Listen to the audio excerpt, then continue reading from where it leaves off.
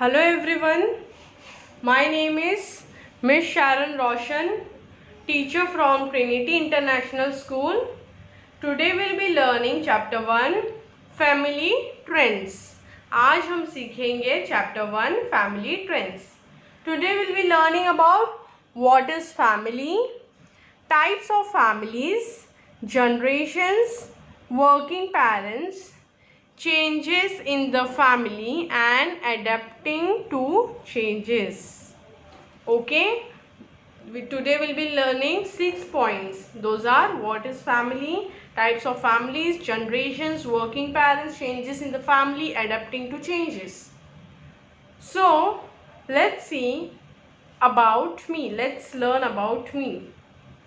About me means about you. It's about yourself. So first you will be writing your name, people in my home. You can see the box here and the columns given. You have to write your name and the people in my home. जितने भी लोग आपके घर में रहते हैं उनका नाम आपको लिखना है, ठीक है. Next will learn what is family. Family क्या होता है? A group of people who are related to each other. Family क्या होता है? A group of people who are related to each other. वो शायद या फिर शायद ही आपके साथ रहते हैं. They may or may not live in the same house. Father, mother, brothers, sisters, uncles, aunts, cousins and grandparents make a family. For example कौन कौन अपने फैमिली, मतलब फैमिली हम किसको बोलते हैं, कौन कौन उसमें इंक्लूड होते हैं? Father, mother, brothers, sisters, uncles, aunts, cousins and grandparents. ये सभी लोग मिला के होते हैं एक family. From the day we are born we become an important part of our family. जिस दिन से हम जन्म लेते हैं उस दिन से हम एक फैमिली का पार्ट बन जाते हैं और हम अपने फैमिली के लिए एक इम्पॉर्टेंट पार्ट बन जाते हैं. People who belong to the same family are called relatives. जो लोग हमारे फैमिली से बिलोंग करते हैं, बेसिकली आपकी मौसी, आपका मामा, आपकी मामी, ये सारे लोग आपके फैमिली से बिलोंग करते हैं ना. जैसे कि मेरे मम्मी का भाई मेरा मामा, राइट. मेरे डैडी की बहन मेरी चाची. ये सारे लोग हमारे फैमिली से कनेक्टेड है, तो इनको हम क्या कहते हैं? Relatives. Okay. Family members take care of each other in various ways. Family members क्या करते हैं? हमेशा एक दूसरे की मदद करते हैं, केयर करते हैं, अलग अलग तरीके से, जैसे जैसे पॉसिबल होता है अलग अलग तरीके से हमारे फैमिली मेंबर्स एक दूसरे को सपोर्ट करते हैं. They look after each other needs, they share happiness and sorrows. They also take care of any family member who is not well. ये लोग सुख दुख में हमारे साथ कौन होता है? Only our family. कोई आपका दोस्त या ये सारे लोग पहले नहीं आएंगे, because they are far from you, और या फिर वो लोग आपके फैमिली में से नहीं है. लेकिन आपका जो फैमिली है, they are always with you in your happiness and sorrow. सुख दुख में वो लोग पहले आपके साथ खड़े रहेंगे टू सपोर्ट यू. और आपके फैमिली मेम्बर्स में कोई भी बीमार हो, आपके फैमिली रिलेटिव में कोई भी, तो ये सारे लोग हेल्प करने के लिए पहले आते हैं. Next is types of family. कौन सी टाइप के फैमिलीज होते हैं? Each family is different. Family can be of many types. हर एक फैमिली अलग अलग टाइप के होते हैं और फैमिलीज अलग अलग टाइप्स के रहते हैं. और हर एक फैमिली अलग होता है, डिफरेंट होता है. जैसे कि जॉइंट फैमिली. जॉइंट फैमिली में कौन कौन होते हैं? ग्रैंड पेरेंट्स होते हैं, आंटी, अंकल, चिल्ड्रन, ये सारे लोग साथ में रहते हैं. That is called a joint family, where grandparents, parents, aunts, uncles and children live together in the same house. All family members enjoy each other's company in a joint family. ये सारे लोग, देखो आप पिक्चर में देख सकते हो ना, ये सारे लोग जब साथ में रहते हैं तभी इसे कहा जाता है जॉइंट फैमिली। और ये सारे लोग साथ में रह के एक दूसरे का कंपनी, एक दूसरे का सपोर्ट एंजॉय करते हैं, that is when it is called joint family. Let's learn about nuclear family. Nuclear family यानी कि होता है where there is only children and parents, mother, father, आपको अगर भाई है या फिर सिस्टर है, ब्रदर एंड सिस्टर, ये जो हम 4 लोग रहते हैं उन्हें कहते हैं न्यूक्लियर फैमिली। जैसे कि मेरे फैमिली में अभी मेरा भाई है, मैं हूँ, मेरे डैडी और मम्मी है, तो हमारा जो फैमिली है वो न्यूक्लियर फैमिली। बोलो nuclear family. So family with parents and the children living together in the same house is called a nuclear family. Members of a nuclear family meet the other family members on various occasions. अभी हमारे जैसे family जो nuclear family है, ये लोग अपने relatives या members, दूसरे मेंबर्स को कब मिलते हैं? जब कोई ओकेशन होते हैं, जब कभी किसी का शादी होता है या किसी का बर्थडे होता है, ऐसे अलग अलग ओकेशंस जब रहते हैं हम एक साथ मिलते हैं ना, बरोबर। तो ये सारे न्यूक्लियर फैमिली तभी ओकेशनली मिलते हैं, अपना इवेंट एंजॉय करते हैं साथ में। Next will learn about a single parent family. So what is single parent family? आपने कभी सुना है ये चीज, सिंगल पेरेंट फैमिली? इसका मतलब होता है सिंगल पेरेंट फैमिली यानी कि हम कोई भी एक ही पेरेंट के साथ रहते हैं, यानी कि कोई भी एक ही पेरेंट के साथ, मतलब मम्मी के साथ या तो रहते हैं या फिर पापा के साथ हम रहते हैं, इसे कहते हैं सिंगल पेरेंट फैमिली। सिंगल यानी कि मम्मी पापा दोनों साथ में नहीं है लेकिन अकेले हमें संभाल रहे, मतलब हमारी मम्मी या तो अकेले हमें संभाल रही या तो हमारे डैडी हमें अकेले संभाल रहे, उसे कहते हैं single parent family. Some children live with only one parent. Such a family is called a single parent family. Let's learn about generations. So now let's learn about the generations. आपने कभी सोचा है what is generations? या फिर आपने कभी ये सोचा है कि आपने आपके डैडी मम्मी जब छोटे थे उनका बचपन क्यों नहीं देखा? या आपने कभी सोचा है या आपके दादा दादी ये लोग सब छोटे थे, क्या आपने उनको कभी देखा नहीं जब छोटे थे? डायरेक्टली जब बड़े हो गए, बूढ़े हो गए, बुजुर्ग हो गए, तभी हम देख पा रहे? क्या आपने कभी ये सोचा है? You know why it is? क्यों ये है पता है आपको? क्योंकि आप तभी जन्म ही नहीं हुए थे। That time you were not born. During that time you were not born. आप जन्म नहीं हुए थे। जब आपके ग्रैंड पेरेंट्स, मतलब आपके नाना नानी या दादा दादी छोटे थे, तभी आपके पेरेंट्स जो आपके मम्मी पापा है उन्होंने भी उनका बचपन नहीं देखे, क्योंकि तभी वो लोग भी जन्म नहीं हुए थे। तो जब एक अभी समझो दादा दादी जन्म हुए, तभी उनके साथ रहने वाले सभी लोग जो बड़े हुए उनके साथ में उनका एक जनरेशन हुआ। ओके, जब उनके साथ जितने भी लोग जन्म हुए और उनके साथ बड़े हुए, जैसे कि उनके फ्रेंड्स, उनके रिलेटिव्स, ये सभी लोग साथ में बड़े हुए, तो उनका एक जनरेशन हुआ। अभी हम लेंगे हमारे मम्मी पापा का जनरेशन, जो उनके साथ बड़े हुए, उनके साथ उनके रिलेटिव्स फ्रेंड्स जो बड़े हुए, वो उनके जनरेशन है। और जब उनके बाद आप जब जन्म होते हो, आपके साथ जितने आपके कज़िन्स बड़े होते हैं, आपके फ्रेंड्स बड़े होते हैं, वो आपके जनरेशन के हो जाते।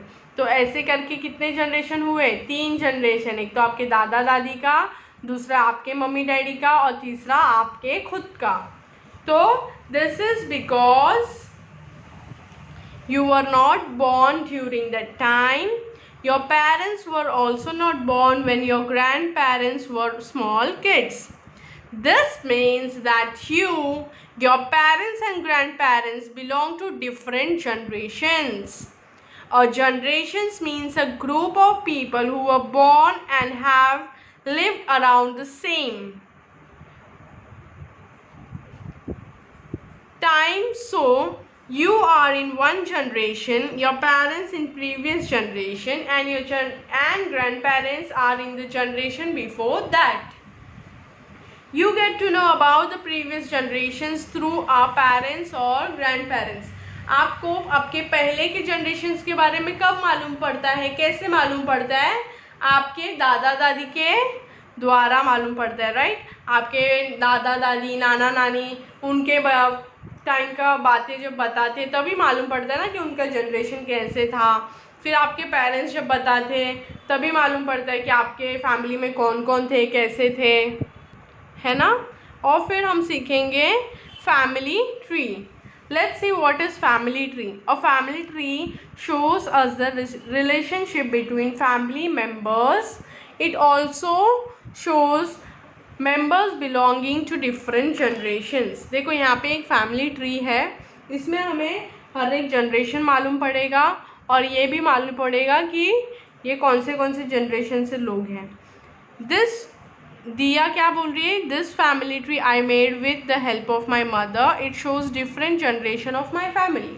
वो दिया बोल रही है कि ये ट्री जो है ना, उसने अपने मम्मी के हेल्प से बनाया, उसकी मम्मी ने उसे हेल्प किया ये ट्री बनाने के लिए. तो देखो यहाँ पे एक फर्स्ट जनरेशन, सेकेंड जनरेशन और ये थर्ड जनरेशन, जिसे मैंने आपको सिखाया. फर्स्ट जनरेशन में कौन कौन थे? मैटरनल ग्रैंडमदर, मैटरनल ग्रैंडफादर, ये आपके नाना और नानी है, मम्मी के डैडी मम्मी. ओके. नेक्स्ट है पैटर्नल ग्रैंडमदर, पैटर्नल ग्रैंडफादर, ये है आपके दादा और दादी. ठीक है. फिर आते हैं आपकी मम्मी और पापा, मम्मी के भाई और मम्मी की भाभी जो है आपके मैटरनल अंकल, मैटरनल आंट. और डैडी की बहन या डैडी का भाई या डैडी का भाई और डैडी की भाभी होती है आपके पैटर्नल आंट, पैटर्नल अंकल. और जो आपके मामा मामी हैं उनके बच्चे कज़न्स जो है आपके दिया के, वो है आपके कज़न्स. और डैडी बुआ के जो बच्ची है वो आपकी हुई कज़न्स. तो आप लोग जो आते हैं वो थर्ड जनरेशन में. ठीक है. This is how is the family tree of the generations. Next will learn about the working parents. Working parents, सारे वर्किंग पेरेंट्स क्या करते हैं? वर्क करते हैं ताकि हमारे ज़रूरतों को पूरा कर पाए. ठीक है. और फिर कुछ पेरेंट्स हमारे घर में भी काम करते हैं ताकि हमें कंफर्टेबल रख सकें.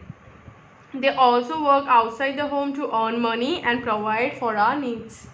इन earlier times the father worked outside the home to earn money while mother took care of the household. पहले के टाइम पे कैसे था? पप्पा लोग जो थे, पप्पा जो है हमारे, वो लोग सिर्फ फादर जो है वो लोग काम करते थे, बाहर पैसे कमाते थे. और मम्मी जो लोग हैं वो लोग सिर्फ घर पे, हाँ, घर का काम देखते थे, घर संभालते थे. लेकिन अभी ऐसा नहीं है. अभी ऐसा नहीं है. क्यों? क्योंकि अभी टाइम के साथ हर एक चीज़ें चेंज होती है. तो अभी दोनों पेरेंट्स काम करते हैं. आपने देखा है ना, किसी किसी के मम्मी डैडी दोनों काम करते हैं. वो लोग अपने घर का काम भी मैनेज करते हैं, घर पे खाना बनाने का काम जो है वो भी मैनेज करते हैं, और काम पे जाके काम करने का भी, पैसा कमाने का भी काम मैनेज करते हैं. ऐसे टाइम पे क्रीचर्स वो लोग का ख्याल रखते हैं. मतलब बेबी सिटिंग में कोई बच्चे बेबी सिटिंग में रहते हैं, वो लोग उनका ध्यान रखते हैं. या फिर अगर जॉइंट फैमिली रहता है तो ग्रैंड पेरेंट्स या फिर कोई कज़न्स, ये लोग सब कोई ना कोई आपका, अगर आप जॉइंट फैमिली में हो तो घर पे आपके ग्रैंड पेरेंट्स या कोई ना कोई उनका ख्याल रखता है. So in many joint families grandparents और other family members take care of the children of working parents. Next is changes in the family. Changes happen all the time. Even in our family we observe many changes. Changes जो है वो हमेशा होता है, right? हम भी अपने families में कुछ ना कुछ चेंजेस देखते ही रहते हैं ना. हमेशा कुछ ना कुछ होता, अलग होते ही रहता है. What is that changes? Increase in the family size. Family का साइज़ जो है बढ़ता है. How does it increase? Family कैसे इंक्रीज़ होता है? जब आपके फैमिली में कोई नया मेंबर ऐड होता है. जब कोई बेबी या बाबा आपके फैमिली में आता है तो फैमिली का नंबर जो है इंक्रीज़ होता है, साइज़ इंक्रीज़ होता है. बराबर? सो अभी हम सीखेंगे बर्थ ऑफ अ बेबी। जैसे मैंने आपसे कहा, a new member is added to the family when a baby is born. The family grows and changes with the birth of baby. The baby becomes siblings to the elder child. Baby क्या होता है, जो बड़ी बच्ची या बड़ी बेटा जो रहता है उनका सिबलिंग बन जाता है, उनका भाई बहन, छोटा भाई बहन आते हैं ना, तो जब बेबी बॉर्न होता है तो that is called a sibling of a child. Next is adoption of a child. कई बार ऐसा होता है किसी किसी पेरेंट्स को बच्चे नहीं रहते तो वो लोग दूसरे बच्चों को NGOs वगैरह से दूसरे बच्चों को एडॉप्ट करते हैं, वो लोग अपने लिए लेते हैं और उन्हें अपने बच्चे जैसा देखभाल करते हैं, उनका केयर करते हैं, उन्हें प्यार देते हैं। तो that is also adding a new member to a family. और फिर this is also called a family. जब इंक्रीज होती है उसका साइज इंक्रीज होता है, तो ये भी एक तरीका है एडॉप्शन अ चाइल्ड, अपने फैमिली का इंक्रीज होता है। ठीक है, नेक्स्ट है मैरिज। मैरिजेस में भी क्या होता है, जब एक लड़की शादी होकर आप दूसरे घर में जाती है, that is also when the family का साइज इंक्रीज होता है, right. A new member becomes a part of a family after getting married to any of our relatives. We welcome the new member with happiness and celebration. हम कोई भी लड़की जब अपने घर में शादी कर कर आती है तो हम क्या करते हैं, उसे वेलकम करते हैं खुशी के साथ और सेलिब्रेट करते हैं उसको। अब तक till now we have learn that how do a family increase और how does the size increase in our family. अब तक हमने ये सीखा कि हमारे फैमिली का साइज कैसे इंक्रीज होता है या फिर हमारा जो नंबर ऑफ फैमिली कैसे इंक्रीज होता है। Now let's will learn decrease in family size. अब हम सीखेंगे हमारे फैमिली में कैसे डिक्रीज होता है नंबर या फिर size. Family also changes when family members go away and the size of the family reduces। For example, parents और बच्चे जो होते हैं दूसरे घर में जाते हैं, दूसरे सिटी में जाते हैं, दूसरे शहर में जाते हैं, तभी भी क्या होता है, नंबर डिक्रीज़ हो जाता है। जब हमारे घर में से अपने अंकल आंटी दूसरे घर में चले जाएंगे तो ऑब्वियसली हमारे घर में जितने लोग थे उनका नंबर्स तो डिक्रीज़ हो जाएगा, राइट। तो तभी भी एक डिक्रीज़ होता है। और दूसरा है कि in such case many joint family becomes nuclear family. ऐसे टाइम पे क्या होता है, जो जॉइंट फैमिली हो जाता रहता है वो एक न्यूक्लियर फैमिली बन जाता है, सिर्फ 4 लोग रहते हैं। दिस में happen due two reasons like finding a job और ड्यू टू ट्रांसफ़र।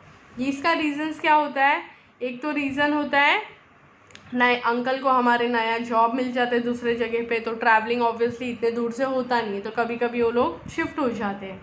और या फिर कोई कोई एजुकेशन के लिए भी जाते हैं। They may also shift to a new house if the family grows and it becomes difficult to exist in a limited space of existing house। कभी कभी क्या होता है, घर छोटा हो जाता है और फैमिली मेम्बर्स बड़े हो जाते हैं, मतलब बढ़ जाते हैं, तो फिर सबको जमता नहीं है एक ही छोटे घर में रहने के लिए। तो इसीलिए भी कभी कभी कोई कोई लोग जो जॉइंट फैमिली में रहते हैं वो लोग शिफ्ट हो जाते हैं दूसरे घर में। Some children also move out of the house, different city or country when they get a chance to better education there। कभी कभी बच्चे लोग भी निकल जाते हैं घर में से क्योंकि उन्हें कोई और सिटी में, कोई और शहर में अच्छा एजुकेशन करने के लिए, कंप्लीट करने के लिए मिलता है, मौका मिलता है, अपना एजुकेशन बेटर करने का मौका मिलता है, तो वो लोग भी एजुकेशन कंप्लीट होने तक किधर और जाके शिफ्ट हो जाते हैं, तभी भी हमारे फैमिली में डिक्रीजमेंट होता है। Next is family size also reduces when a member moves out after getting married।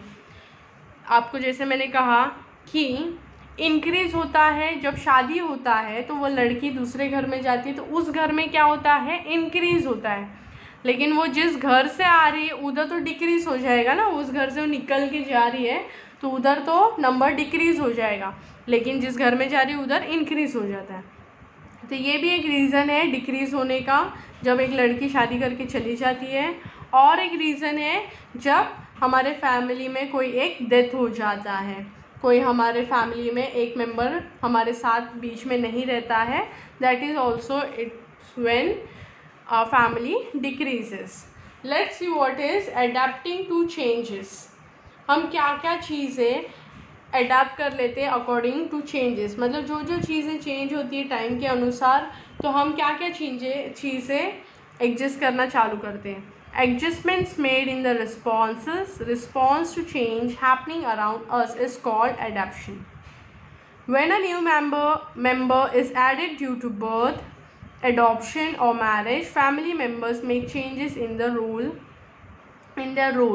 daily routine and space of house to make a new member comfortable.